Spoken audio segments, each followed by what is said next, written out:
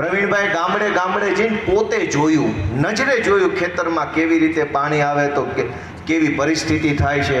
ધોવાઈ જાય છે, ખેતરોનો પટ ધોવાઈ જાય છે, શેઢા ધોવાઈ જાય છે. કોઈ ખેતરોમાં પાણી ભર્યું રહે છે, ચોમાસામાં વાવેતર નથી થતું. કોઈ ખેતરોમાં તો એટલું ભર્યું રહે છે કે શિયાળામાં ચણાઈ નથી થતા.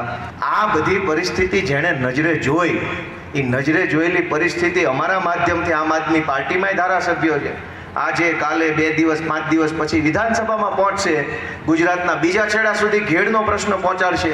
આ પ્લેટફોર્મ એક બની રહ્યું છે. એ વાતમાં કેટલાક હવનમાં હાડકા નાખે છે.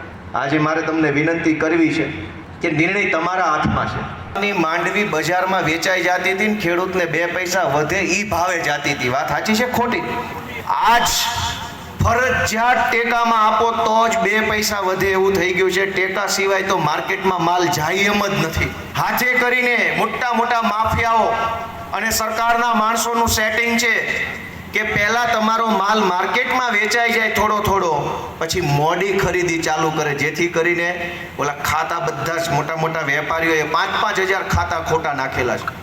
ખોટા ખાતા 5-5 હજારનું રજીસ્ટ્રેશન ભાજપના માણસોએ કરાવી નાખ્યું હોય. અલગ અલગ હજારો લોકોની જમીનોનું મગફળીમાં રજીસ્ટ્રેશન કરાવી નાખે. એના ફોટા સેટેલાઇટમાં નથી આવતા. ખોટી હાથ બારું જમા કરાવી દીધી છે. હું સાચું બોલું છું ખોટું?